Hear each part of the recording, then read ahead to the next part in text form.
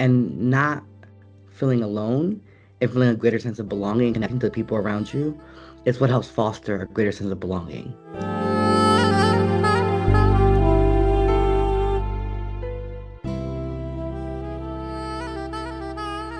Well, they have to ask themselves,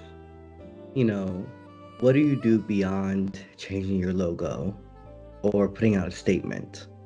What are you doing to ensure that employees feel a sense of belonging?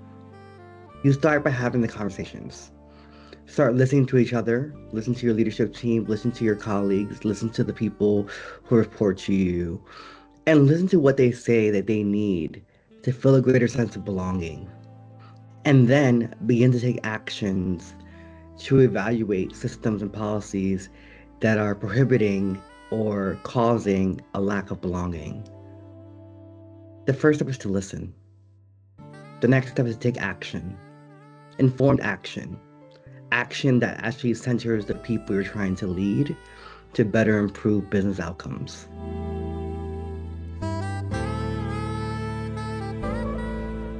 I think part of the problem with DEI globally is that a lot of it was taken on as performative.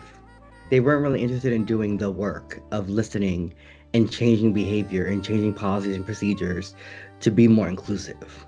And so because they weren't doing it to make substantial change, right, it felt very surface level. And I saw the bubble bursting 5 years ago. At the height of DEI in the US and around the world, post George Floyd's murder, I saw this bubble bursting in 5 years. I didn't predict who would lead my nation, where I'm from, in the US, in that time frame. But I did anticipate this because when something is performative, right, and part of its performative nature was its capitalistic rise, right? Like suddenly it became very profitable to do DEI. And it's been more profitable for businesses to maintain their DEI. We saw what happened with Target in the US when they divested from their DEI initiatives, right? And so we know what happens to companies that have chosen not to divest, like Costco, for instance.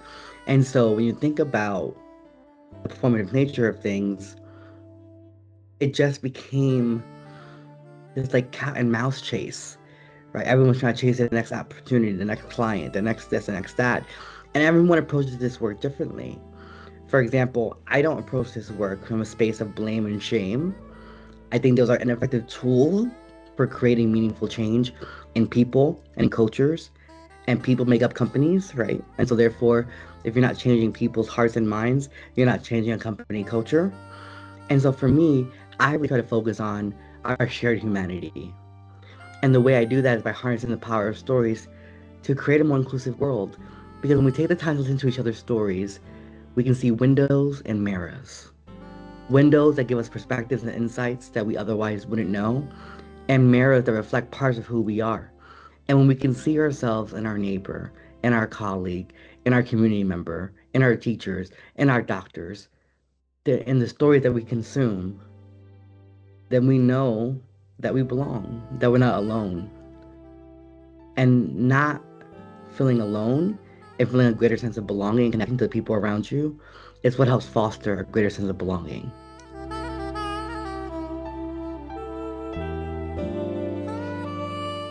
A braver workspace looks like this in practice.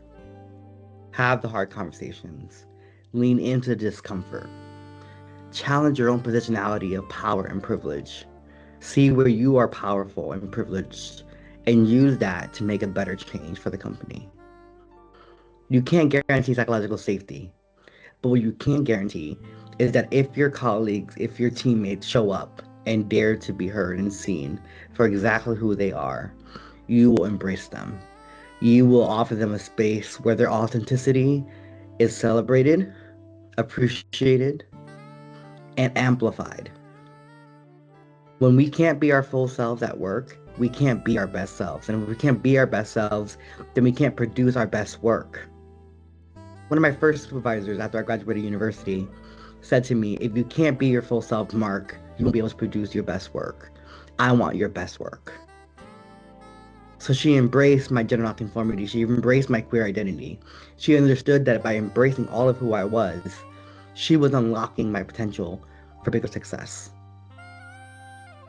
And that's what it looks like to allow for bravery and authenticity in the workplace to create meaningful change and produce your best workers.